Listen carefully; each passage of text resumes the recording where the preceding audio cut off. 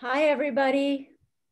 Welcome. My name is Lisa Fernandez, and I'm the Associate Director of the Yale Program on Climate Change Communication. I'm very pleased and honored to welcome all of you to this event. Thank you for joining us.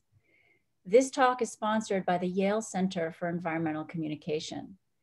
Based at the Yale University School of the Environment, the Center for Environmental Communication, or YCEC for short, focuses on 4 areas. First, we conduct research on the psychological, cultural, and political factors that influence environmental attitudes and behavior. Second, we teach students and train working professionals. Third, we inform and engage the public through environmental journalism, including Climate Connections, a short daily radio story focusing on how people are experiencing impacts and addressing global warming in their daily lives, that airs on more than 650 stations nationwide and is also available as a podcast. And also under YCEC's umbrella is Yale E360, an award-winning online environmental magazine of analysis and commentary. Fourth, we support a global network of organizations seeking to build public and political will for environmental solutions. The Yale Program on Climate Change Communication is the principal research entity under YCEC and the home of the Climate Change in the American Mind project, where we conduct twice yearly nationally representative surveys of public opinion about climate change, as well as message experiments to reveal what forms of communication most effectively engage different strategic audiences around this defining challenge of our time. We do similar work internationally. Finally, I want to give a shout out to our partnerships program, which is working to help build the capacity of the climate movement in the US to run effective campaigns. With that, let me turn it over to Tom Murray, who will moderate today. Thank you so much for the introduction, Lisa. So I am the YPCC's Speaker Series Coordinator, and I'm also an undergraduate here at Yale College, where I major in ethics, politics, and economics, and I'm very excited to be moderating today's talk. So a few housekeeping rules before we begin. So for questions, if everyone could please use Zoom's question and answer feature, we'd like to reserve the chat just for technical issues.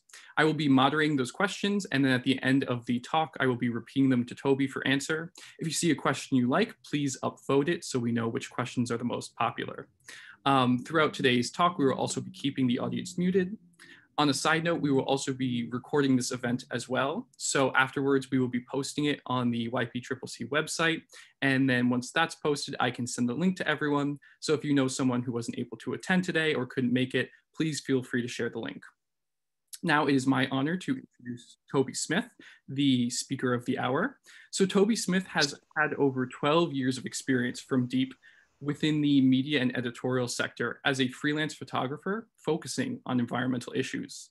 Now, Toby's approach to using photography for change is both highly collaborative and focused on impact. And he has had a rich history of partnerships. He has published with everyone from National Geographic to the Royal Photographic Society to NGOs, international publishers, and broadcasters.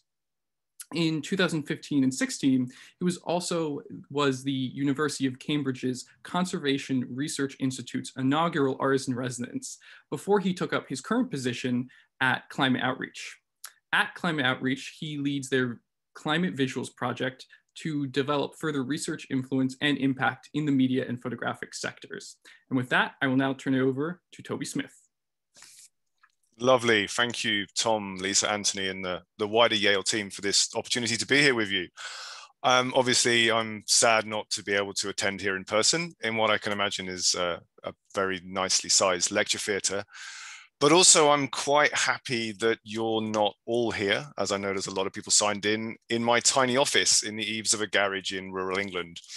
A rough calculation I did just before we started suggests you'd only have about 5 inches of five square inches of space each, which I think would probably feel a little bit cramped, illegal, and irresponsible at the moment. So in that note, it's great to be here virtually to such a great audience on Facebook Live and beyond. Also for your commitment to learning during your lunch break in the US, the end of week in Europe, or here on Catch Up. 2 years ago, I took on this role. And before that, I had a pretty decent run and a prestigious career as a photojournalist. I focused on environmental issues for most of my career, nearly all of which related and intersected with climate change. And the topics I shot personally were as broad as surveying energy production on a different scale, everywhere from my home country here in the UK to across Europe and across China.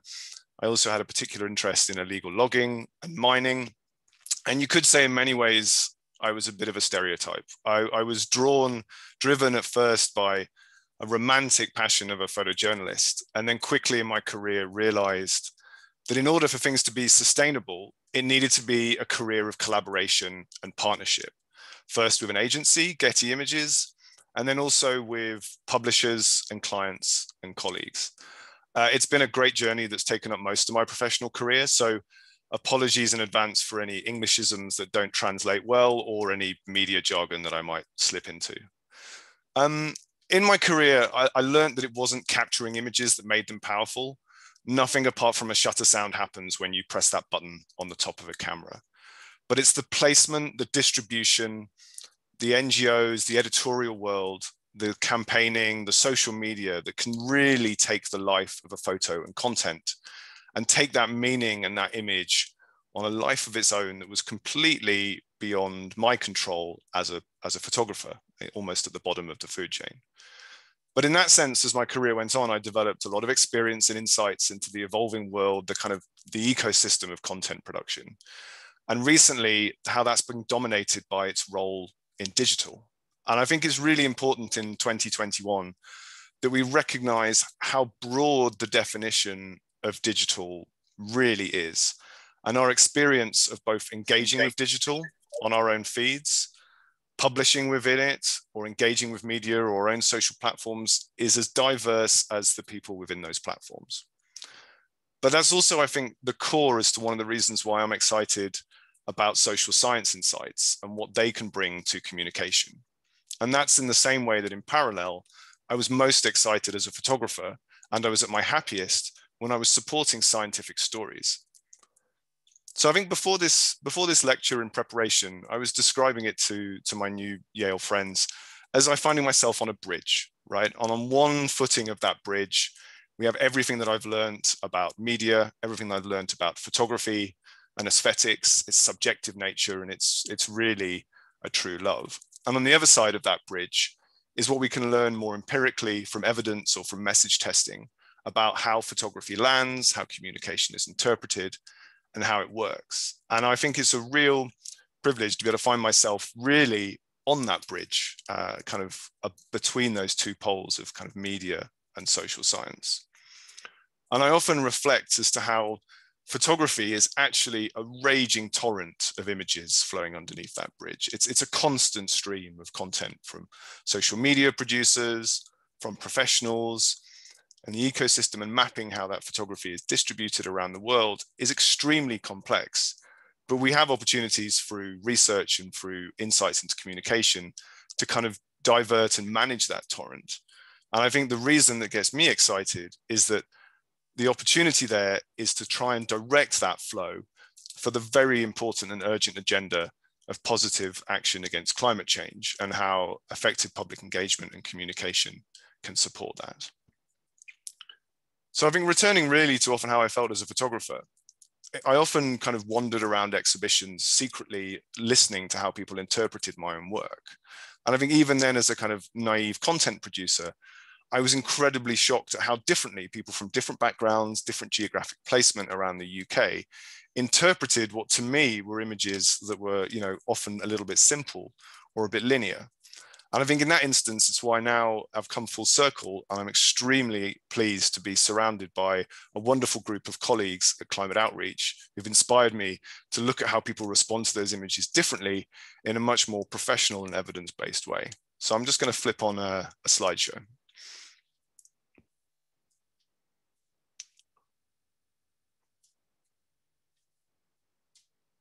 Excellent. You should all now be able to see some of the wonderful colleagues that I work with. So I'm really fortunate to be employed by Climate Outreach in Oxford here in the UK. We work hard to generate and distribute quality insights and research that can help effective public engagement, and with it generate a social mandate or positive endeavors in climate action.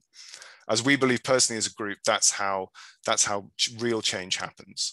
Technically, we're a non-for-profit specializing in helping people understand and communicate climate change, which, as we know, is a complex and diverse issue. But the way that we focus, much like some of the great work coming out of Yale, is we try and work out ways that our communication can resonate with the sense of identity, values, and worldview that our audience has. A good example of recent work is our Britain Talks Climate work, and these are the 7 segments that we've identified here in the UK, which I think has a lot of parallels and is a similar way of looking at our nation as the way the 6 Americas does. We're also looking at extending that work in Germany, and one of the things that I'm really pleased to be able to do is specifically look at visual insights that accompany that work around messaging. My role specifically is leading on the Climate Visuals program. We're a small team and we're encouraging traffic over that bridge I mentioned before, trying to ensure there's partnership and active communication between the media gatekeepers and where we can really exercise some impact in photography on one side and the social science on the other. And I hope that work is open and accessible and scalable. As an example of some of the work I'm really proud of completing with my peers, we advised the Guardian newspaper only last year on a new structure and guidelines around how they use different images in their own climate journalism. And I bring this up as a really great starting point as a metaphor, is because there has to be a balance between the best practice advice around imagery, what is realistic with the resources of an organization or a communicator, but also the systems available. And I think in that sense, I think one of my goals and one of the things I'll keep returning to is to try and encourage photography that is truly impactful, not just illustrative. Another example of the type of work we've done is working with the evidence-based reports of the Ipcc. Here, the Ipcc has a huge challenge of trying to disseminate solid, reputable science, but a way of needing to communicate those results effectively and often creatively so they land well with audience. And similarly, I reflect on my own career and my own program, is that there's now a balance between what is aesthetically and often a subjective value around what makes fantastic photography against potentially some of the evidence-based insights as to what actually resonates and lands emotionally with people. But I think the reason why my program exists and the reason why I'm here today, and I'm pleased that many of you are here listening, is that sadly, the majority of photography in circulation has a huge problem. All too often, the climate change imagery the world sees is ineffective at driving change. It might be aesthetically pleasing, it might be illustrative, it might share and help communicate a point, but it's just not salient or emotionally impactful. I typed the phrase global warming into Google Images this morning, and these are the clip arts that I've got. There's some usual characters there, I'm sure you can see, the kind of fire, the globe on fire and the polar bear. They're just not effective as visual messages. Because of this issue, in our program in 2016, we conducted a series of research with narrative workshops and online surveys across the UK, Germany, and the US. Before we did that work, we understood the group's demography, their politics, their age, and then we tested their responses to a curated collection of 300 climate images. And that enabled us to build up a really detailed understanding of how different people respond differently to the content and the structure of different images. And it's that research, along with some of the wider academic work that's out there, such as a hackathon we did earlier last year, and incorporating some of the work from Yale and the other universities, such as Exeter. There is actually a growing kind of school of thought around image testing and working out specifically what climate visuals are effective. One of the tools, if you're looking for examples, a lot of which I'll include in this talk, is from our Climate Visuals image library. This underpins all of our projects and it's exemplary of the work we do. But of course, it's absolutely impossible to reference or stay abreast of all the good photography that's in circulation. So our modest library is exemplary, not exhaustive. It provides really good examples that people can take into their own communications. And like all good climate messaging, we believe that photography needs to embody people-centered narratives and positive solutions. It's got to resonate with the identity and values of all the viewers, not just the environmentalists or those already in the green bubble. And this, I think, is the core concept at the heart of all of our work and interactions and what we're going to talk about today. There's also been a huge rise alongside social media and digital of the value and the frequency and the distribution of photography in all communications. Although there is a career bias here, I do firmly believe that photography is an incredibly powerful communication tool for change. But I also recognize that for many complex reasons, the value associated to photography, as it has become more accessible and the way information has become more accessible online, is that the actual value associated with photography, I'm talking about financial value, is often ironically lowered. So that communication with visuals is often a part of people's jobs rather than a specialism. Selecting images to accompany articles is done by every journalist rather than a specialist team in a basement. And the average acquisition or commissioning budget of photography, as everyone now has a camera or a smartphone, has actually become lower. So it's for that reason that we like to host on our library a mixture of premium content from some of the image libraries like Getty or Alamy. And in this way, purchasing photography or commissioning it actually supports the content, the generation of new content. But also through partnership, I'm a huge believer in the Creative Commons system. This is to make sure that image is much more equitably available without cost, because obviously for a huge amount of communicators, and I'm sure many of you here listening today, the actual cost associated with either professional or just content appropriate or imagery that just actually talks to the subject that you need to talk about can be prohibitively expensive. So for the next portion of my talk, I'm going to focus on the 7 climate visuals principles. These principles are a foundation for discussion, interpretation, and advice that we've distilled from our own academic work and of interaction with others. They're much more of a playbook than a rule book, and some images in circulation can hit multiple principles and still fall flat. And there are some successful images that may hit none. But as a kind of rough guideline for those both new and experienced in photography commissioning or briefing photography, that's to say, turning your messages into the type of images you need, this is a really good place to start. Also remember that what we're discussing here is not just what makes a successful image subjectively, but how it may or may not bring about behavior change to different and diverse individuals. So the reality is, in preparing a talk for a general audience, and I haven't met any of you or know any of you where any of you from, a lot of these images, despite me saying they're good content, may fall flat themselves with you because of your own political ideology or the nation that you're tuning in from. So to illustrate these principles, I've been through the fantastic Yale 360 environmental feed, but I'm also referencing some of the Creative Commons imagery in circulation that you can find. And the first one is to show real people. A person expressing an identifiable emotion, is powerful. But our discussion groups favored authentic images over staged photographs. People often saw staged photographs, overly composed, or set up ones as gimmicky or even manipulative. Photography is unique in a medium as a way of being a real, genuine historical document. It's got the power to convey truths. And as a medium, I've actually found it's surprisingly resilient to the concept of manipulation, to accusations of fake news, or some of the amazing digital manipulation techniques that are available to warp imagery. In general, people still appreciate that a photography is a solid document and a communicator of truth. However, within that, every audience member, everyone on social feeds, everyone encountering photography has a really acute, natural sense of what is real and not real. And when choosing or commissioning photography, that sense of reality or cliche, or if there's anything constructed about the image that feels false, that will be magnified and will really undermine its message. Also, as part of that is that many politicians are perceived as having low in credibility and authenticity. And that's often because of the different political polls representing those politicians, but also just some of the historical ways in which politicians do photography calls or staged activities as a way of generating content for the media. It came no surprise to us that often politicians attracted some of the lowest scores in all 3 nations in our survey. So I think when using content about stage dignitaries or press calls, or the idea of recording the documentation of events, this may sometimes be the only media available to discuss an event, but it's just good to know that this might not actually land as effectively as you may think.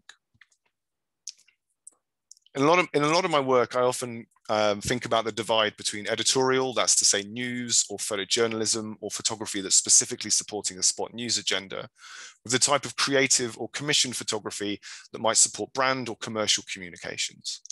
And I spent a lot of time working with Getty Images research team, who do a lot of fantastic image and messaging testing, and realized that there's actually an opportunity that creative photography can and must satisfy both.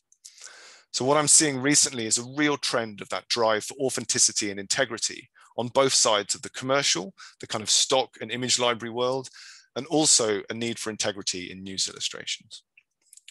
But there's often a tension here when thinking about social feeds or communications, because quality creative images exist because they're produced to illustrate and be available and be purchased to illustrate a specific concept, which of course can feel staged.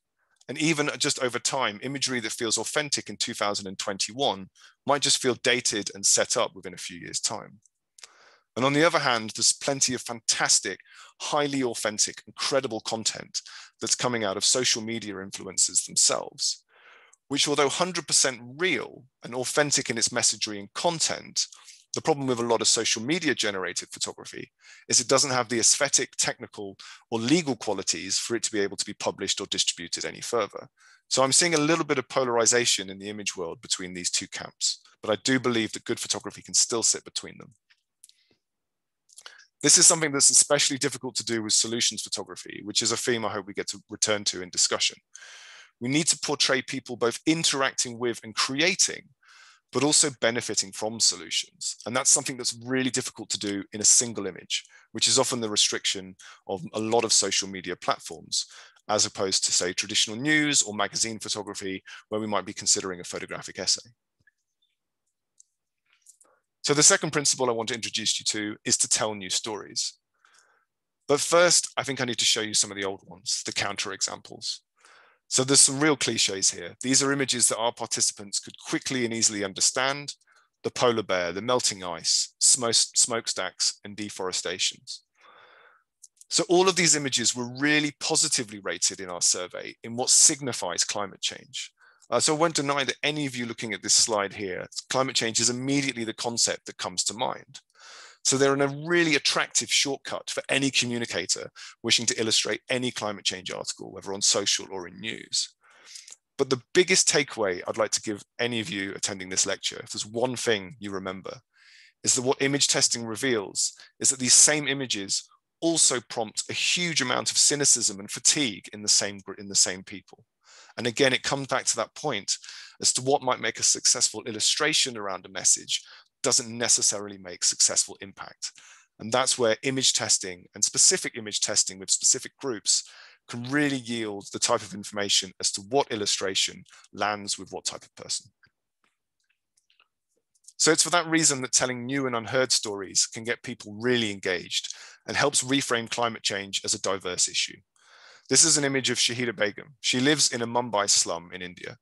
She's directly lit by in the composition of this photograph and benefits from the solar lighting that's been brought to her area. So not least the carbon footprint of this lighting, but the idea that this same lighting is both illuminating her, but also working towards and helping other issues of development, gender, and economic inequality in the area is the type of image where there's so much wrapped up into one frame. Similarly, with a much more different tonal feel, this is a much brighter, happier image. And in that way, we need to think about how climate change is a pervasive issue, and it touches everyone and everything in a different way. And not only that, but it's very important to diversify the storytelling around it. That's both the people in front of and behind the camera.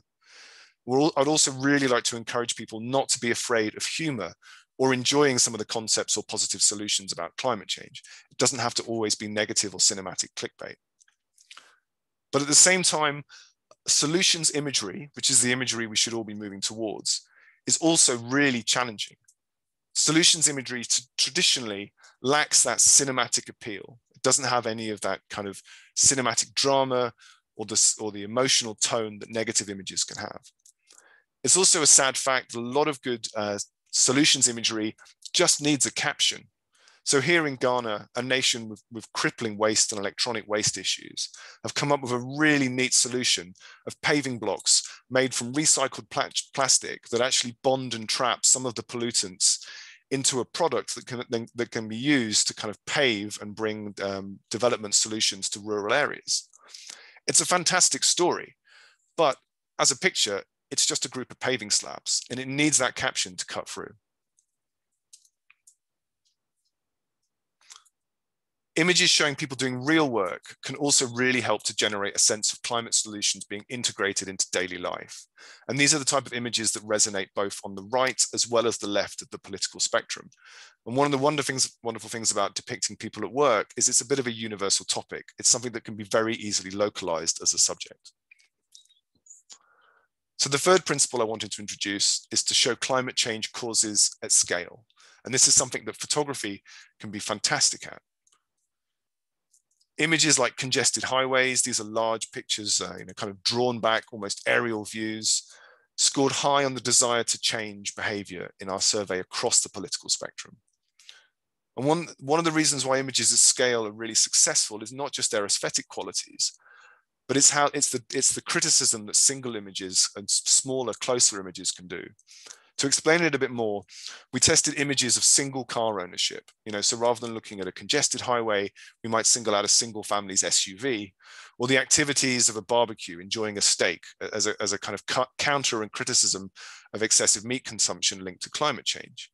But images at this scale of individuals on this type can really prompt a defensive reaction and can actually undermine some of the written messaging. So in that sense, I chose this image because it's got that cinematic approach, it's memorable, it's painterly. And although it references smokestacks, which is something that in a previous slide I was slightly against, it's the inclusion of the individual and the community in the bottom left that give it a much more layered feeling. There's an entire narrative in this picture rather than just a single clip art and illustration. And it's true that people don't always understand the connection between climate change and their daily lives as individuals. This is an aerial shot from Brazil, and arguably aerial photography has a lot of seductive and painterly qualities about it. It's fantastically alluring. The compositions are great. It's a way of making the mundane look exciting. It's an aesthetic we're getting much more used to with the prevalence of Google Maps and aerial imagery and satellite imagery. And it's a wonderful backdrop to serve and host illustrations and graphics. However, it's not at a human scale that we can relate to. This isn't, compared to a camera, a vantage point that we're used to, and it can produce a bit of distancing otherwise. It's zooming in closer, a little bit closer, as this picture does, to find common ground in a shared experience. This is a shared scene. This scene could be anywhere. It's actually, in fact, Jakarta in Indonesia. It's also important to show emotionally powerful impacts. In order to find that emotion, we need to zoom even further into the human level. And thinking about the difference in platforms and social media, the last picture wouldn't work particularly well on a smartphone, but this image here with a centrally orientated subject is something that would work even quickly on an Instagram feed. And our participants in our surveys in all 3 nations were moved strongly by climate impacts, floods, and the destruction wrought by extreme weather, something we've certainly seen in Australia and of course with the wildfires across the US recently. This also helped produce high ratings of support for government policies and a desire for people to change their own individual behavior in our surveys. In a complementary body of research we've conducted in the UK, we were linking health, air pollution, and climate change. The health consequences of climate impacts are not yet that visually or just present in the public mind. This is something I was reading in Yale's research only yesterday. And in our own research, we found that images showing air pollution compared to images of floods, heat stress, or even infectious diseases, we actually found that air pollution was more effective for visually communicating the health impacts of climate change, surprisingly, than some of the other impacts. So we think that this survey suggests information and imagery focusing on air quality is certainly engaging for UK audiences, and we expect a similar trend in other nations. However, there's an unexpected twist in the way that only photography could produce. The most present signifier in all of the air pollution imagery that I curated only a year and a half ago was, of course, the personal protective mask, which now has an utterly different meaning in 2020 and 21. Strong emotions can be very useful if utilized correctly. as anyone, especially the parents in the audience, such as myself, will have huge empathy with this mother in Mongolia and a child suffering terribly from a respiratory illness. However, as I'm sure some of the emotions you're feeling now just by looking at this image, in isolation, they're alienating. It can use up all of our infinite pool of worry. And you've got to pair such evocative image with real solutions or narratives across a visual or a written campaign. I also think, as part of our advice, it's imperative you understand your audience and their platform, politically, especially their political persuasion. Unsurprisingly, levels of concern or skepticism around climate change determine how people reacted to the images that we tested. But there was other differences that emerged too. Images of distant climate impacts produced much flasher emotional responses among those on the political right. I'm highlighting here this project by Aji Setiawan. It's in Jakarta in Indonesia. And I think one of the things that I think is connected to our topic of the talk today about the urgency, about the need, is that there's so many communities, so many areas where climate change is not distant. It's not coming. It's not some distant problem. It's a layer in this gentleman's living room. It's something he's so used to. He's watching his favorite TV programs with his feet still underwater. It's a permanent presence in many communities around the world. And also images, and on that note, images depicting solutions and resilience to climate change generated really positive emotions for those on both sides of the political spectrum. Although I haven't chosen an image of solutions here, this resilience and adaptation of communities and families here in Indonesia is truly remarkable. There's also recent work we did with Getty Images, which looks and suggests that how a sense of local community being shown and depicted in cleanup efforts or resilience or anything communities are coming together as a group to push back or hold back against climate change is particularly uplifting and strong messaging. But similarly, in understanding your audience, climate change is a truly intersectional issue and cross-references really important other and highly politicized topics such as migration. So there has to be a certain level of caution when using certain topics.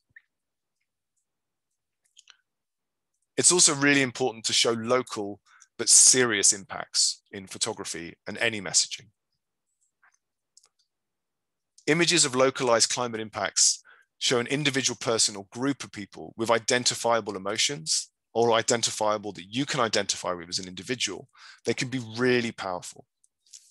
But there's a balance to be struck, both as there is in verbal and written communication, between localizing climate change so that people realize the issue is relevant to them, but also trivializing the issue by not making clear enough the links to the bigger picture or the wider societal consequences of climate change. This project here is called 3mm. It's by a photographer called Greg Kahn, based on the eastern seaboard of the US. I've chosen it.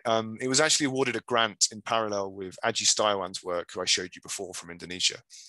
We gave these two grants out because effectively they're covering the same narrative on the absolute polar opposite sides of the world, an issue of the Jakartan seaboard and the eastern seaboard of the US. And it was fascinating to us as a judging panel how two photographers, both local to their area, getting really intimate access to stories, described an issue so parallel in such different political and geographic circumstances. I'm going to read an excerpt from Greg's artist bio here, and this is what Greg wrote about the importance of this story, 3mm, which illustrates my pointer perfectly here. The eastern shore of Maryland is one of the frontiers of climate change in the US. It's not a far-off place with melting glaciers. It's local, and it's happening now. The area here affected is but a short drive from the seat of power in Washington, DC, where policy could, we hope, be enacted to change how we and they live and fight this unfolding and cautionary tale. But interestingly, this area is also historically conservative, with a rapid loss of land due to sea level rise. Even the residents here who refuse to believe the science are now accepting the truth. This is the same place that has a history back to when settlers first landed on the shores of America. And in here we see how real stories have an ability to make climate change a local issue for the nation, not just places on the outskirts that few people live. So I think on that note, my last principle is slightly one of caution, to be careful with protest imagery.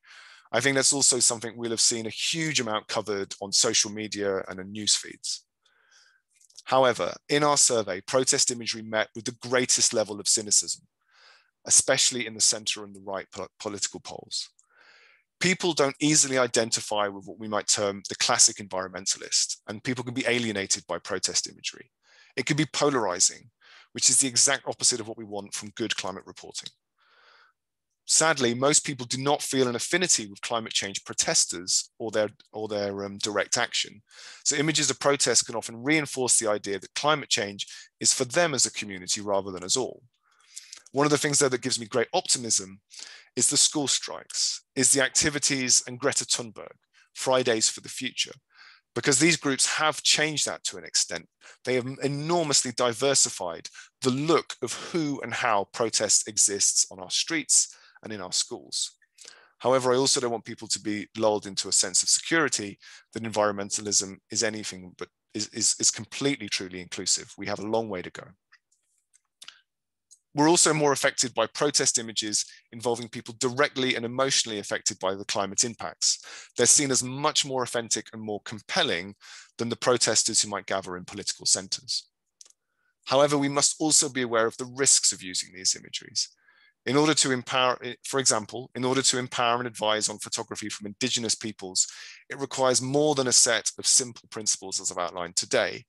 And we also need to consider that environmental protest and environmental action is something that actually costs lives in many of the countries around the world. And in this instance, beyond the 7 principles, in our next packet of research at Climate Visuals, we're starting to focus more on the lens of climate solutions and looking specifically at stakeholders and messaging across Central, South America, and the Amazon. And the ultimate purpose of this work is, again, like we're doing with our other work, is to connect global media and communication professionals with the most appropriate, ethical, and impactful content direct from some of these Indigenous peoples who are at the forefront and protect so much of the natural solutions of this world.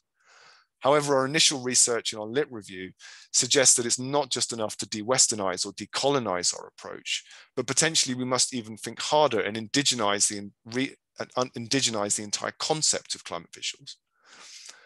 Also, how a school have thought about the concept of what an image is something that is different in different belief systems. So it's not just about the concept of visuals, it's potentially more about the sense of vision. And also in thinking about photography, it's not just about representation, but around the real presence of people in that photography, not just taking their images from them. Finally, as a little note closer to home, we're working with Natural England to address the critical gap in diversity and breadth of the visual language surrounding access to English nature. The goal here is that our research can engage and inspire true diversity in where and how we can all enjoy England's natural environment and climate solutions. And I thought I'd mention this in the talk today because we're coming to the end of our literature review, our kind of initial evidence foundation base, and we're drawing heavily from the substantial writing on the subject in the US and concerning the US national parks. So some of our draft findings, if they're of interest, is how important it is to create representation, not tokenization in photography, and how you must depict diverse activities within nature and climate, not just diverse landscapes. So finally, before I hand back to Tom, I'm looking forward to welcoming so many of you to the UK for COP26, if it happens in Glasgow this year, where we hope to be having a climate visuals exhibition to showcase some of our best work. Cool, thanks, Tom. All right, Toby, thank you so much for that phenomenal talk. I can promise you, if we were in person right now, there would be a very loud applause right now. But, you know, seeing as we have just about 20 minutes left, I'd love to just jump right into the Q&A right now. You know, something you said in the beginning that really made me think was that, you know, climate photography needs to resonate with the sense of identity and values of all viewers. And, you know, you connected that partially to some of our research here at the Ipcc with the 6 Americas and some of your research. And, you know, just how much our research has focused on an understanding that there are multiple audiences and that all of those audiences, they need different approaches to get that engagement and to get that action. So I was wondering if you could talk a little bit more about that. Sure. So from a visual perspective, there's a lot of work to be done in tailoring visual messaging to specific audiences, something we're hoping to do as an extension of our own work here in the UK. So I think in kind of looking at that before our talk, almost as a kind of What could we do with the work? What could we do with the evidence that we do have around different audiences? I think there's a certain thing that we can do in what I would call translation into a photographic brief. There's a lot more research, successful research that's gone into the type of issues and what people have a concern in. And that's within the Six America talk or our Britain Talks climate work. And it's trying to work out what areas or what topics resonates with different groups of people and where they have concern, and tailoring the photography or the visual messaging to overlap with that, as well as thinking about some of the principles I've shared as a kind of overarching overarching body of work as to what actually works. So for example, things like plastic pollution, we know has a huge amount of concern, as does deforestation, air pollution I mentioned in some of the earliest talk. And also, I think there's some other work coming out of, say, looking at rural communities that actually there's some really pleasant surprises, certainly in our work in the UK, as to how climate change is a huge topic of concern for people in rural areas, just in a slightly nuanced and different way to how it might concern people that live in urban areas. So I think in that sense, there's no testing would be the ideal scenario to work out exactly what images land in relation to some of those insights.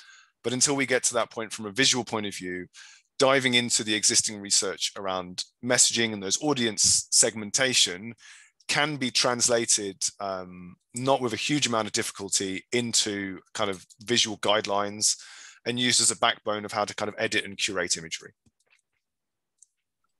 You know, that response actually really resonates with the top question in our Q&A, which I encourage everyone to start submitting questions to.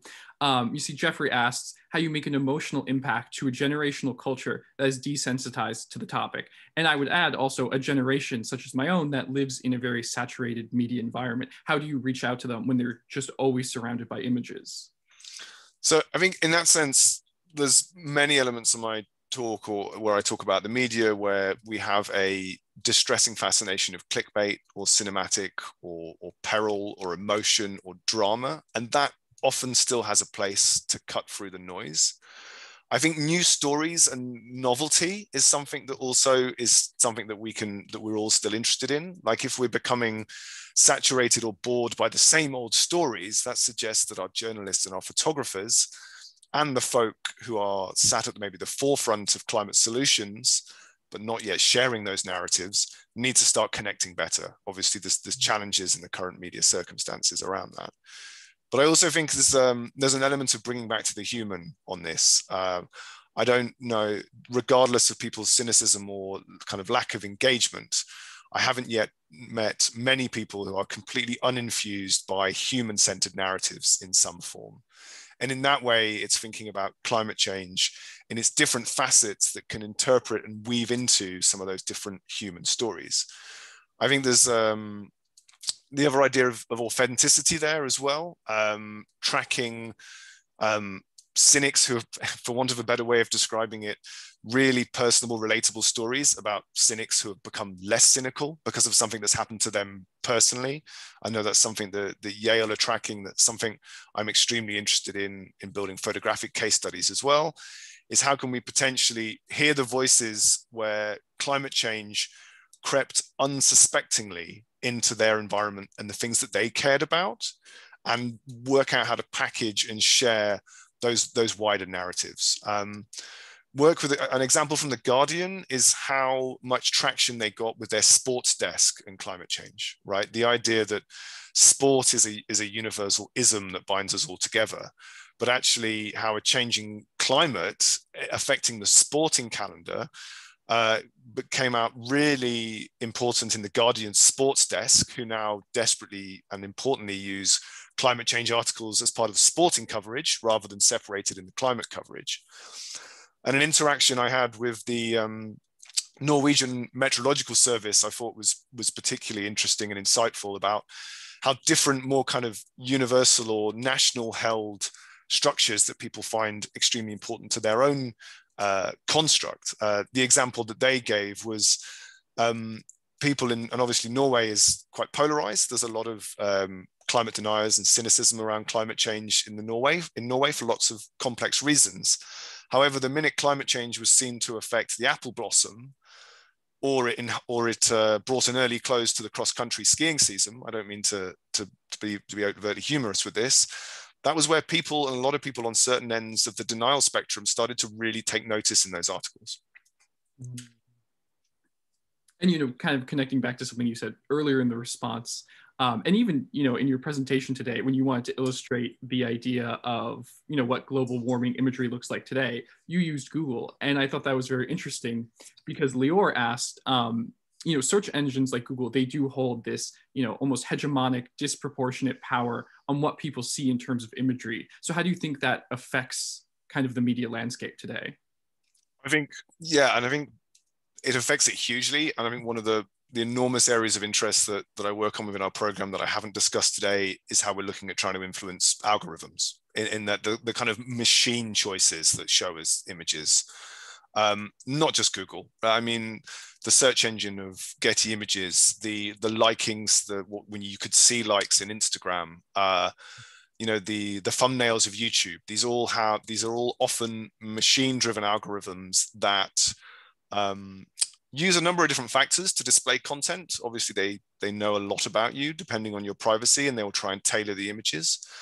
But things like the popularity of the content, the recency of the content, as in how new it is, these are all factors that can override the quality of the content. And that can be incredibly problematic.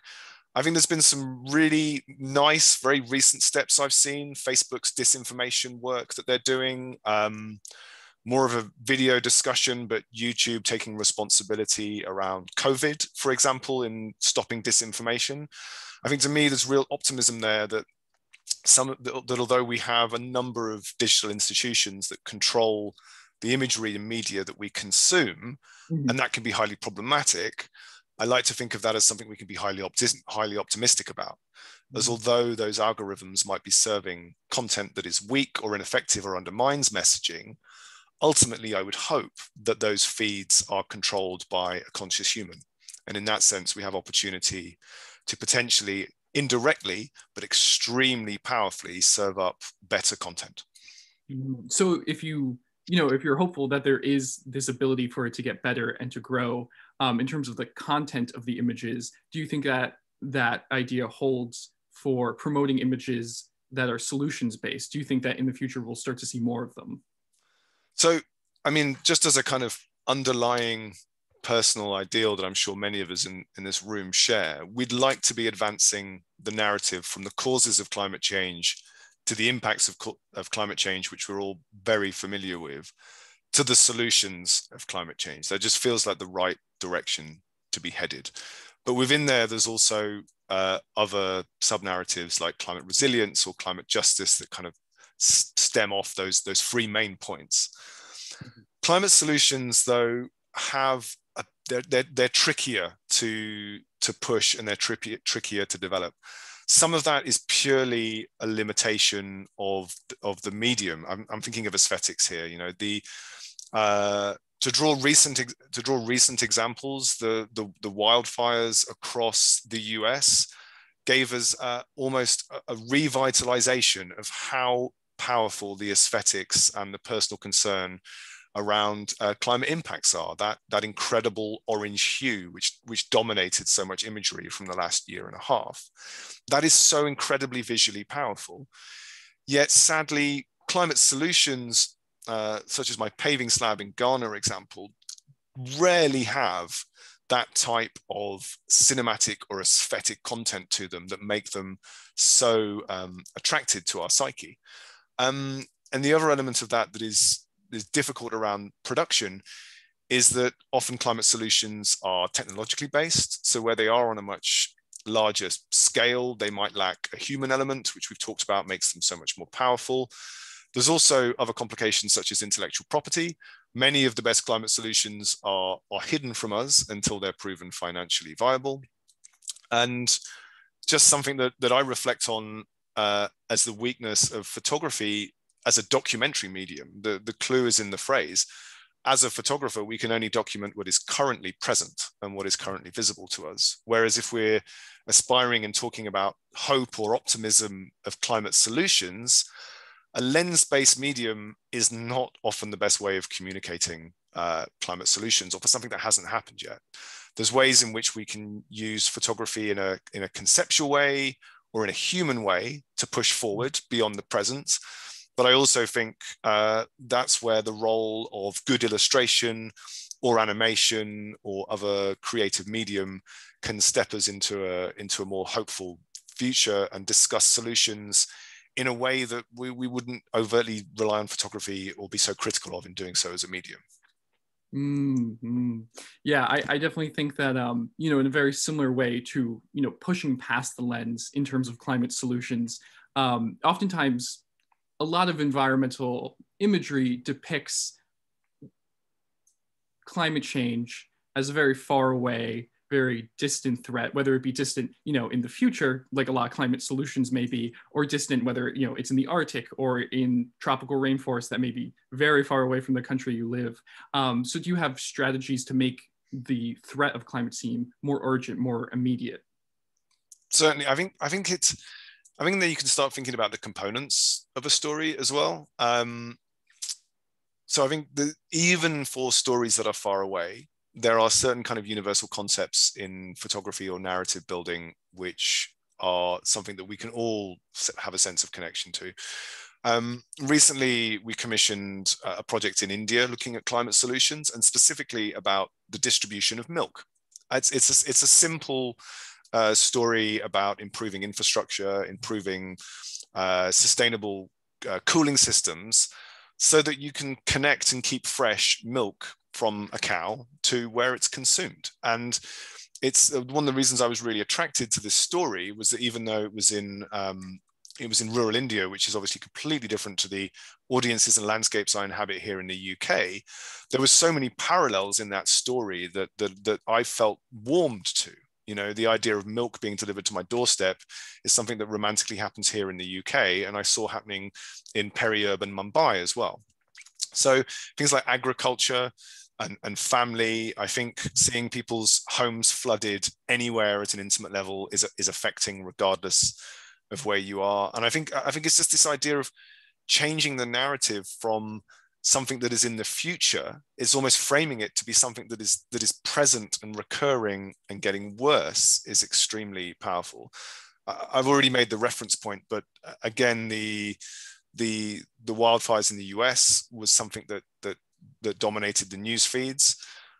Thinking of other emotional content, Australia had terrible bushfires for that season, and yet strangely, and with respect to the Australian people who may have lost life and property, it was when we saw pictures of koalas and kangaroos being affected and harmed and fatally injured by the wildfires that suddenly there was a kind of global reaction and a warming to what was happening in Australia. And that's because there are kind of immediate issues, in this instance, our emotional connection with animals that brought it to our table. So there's various different strategies. I mean, to try and summarize it, I would think of kind of either localizing issues where possible, because that brings it to people, but also what are those emotional cues that resonate and work across distance to all of us as people. Wow, that phenomenal response. Thank you so much for that. Crystal asked a question that I think really well sums up a lot of what you've been talking about so far. She basically asks the question of how you walk the line between hope and gloom, bright siding to the point that your audience feels like it's capable, but also the urgency where they feel like they must do something. I think it depends on I hate starting an answer with "it depends." I already did. So I think it depends on the story, really. And good stories, good narratives have that full arc within them. And I think in that sense, it's about producing a narrative or a story that is the right size, then it can incorporate both the doom, the gloom, and the hope, and the positive, and the way out. And I'm also immediately reflecting on one of the reasons that I find social media such a difficult medium for photography is because it has such a dependency on a single image. There's very few stories where that narrative arc can be presented in a single frame. And we're also relying on an image that captures our attention from swiping. So we're invariably drawn to the doom and the gloom. But even within that, I look at a lot of climate change photography as part of my role. And I am continually warmed, not in a negative way, not a temperature way. I'm warmed personally by the resilience and the optimism of some of the communities on this world that have the most at stake, that are suffering from climate change at a personal level or at a national level in ways that personally I struggle to relate to, that feel like a distant image to me. But it's somehow like that, the picture of that family in Indonesia sharing tea and biscuits with their house 12 foot inches in water is of stark contrast to images of the Brits when we have a flood, which is rapidly grabbing our broom and looking distressed that our carpets are flooded. I think there's this kind of way in which we can have that sense of hope that comes from the resilience of some of the communities that are already living within climate change, not waiting for it to occur.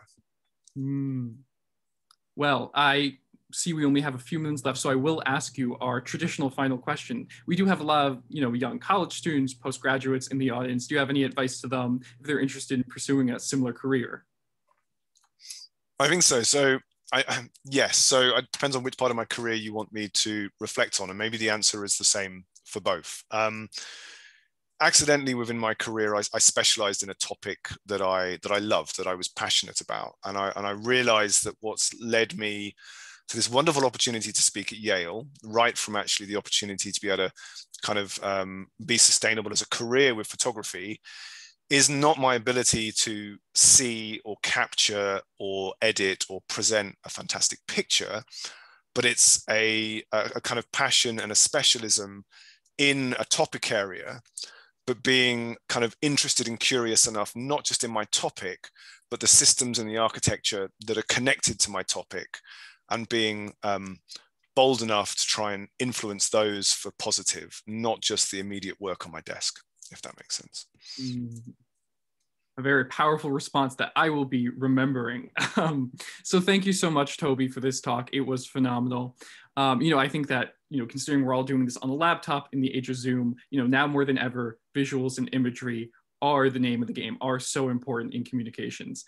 So wrapping up quickly, I would like to say thank you so much to everyone on the YPCC team, Tony Lazarowitz, Eric Fine, Joshua Lowe, and Lisa Fernandez. Thank you so much for everything today. I'd like to quickly say that our next event in our climate visual series will be on March 29th. It will be co-hosted between the Yale Center for Environmental Communication and the Pulitzer Center on Crisis Reporting, focusing on photojournalism in Peru. I have personally seen the slide deck, and I can assure you it's going to be very interesting, and details about it will be sent out soon. Again, Toby, thank you so much for this phenomenal presentation. I'd like to give you a quick round of applause. Lovely. Thank you so much for having me, Tom and Yale. It's been a pleasure. Okay, well, details will be sent out. Again, the recording will be available on our website, and I hope to see you all in about 2 weeks. Thanks so much, Toby.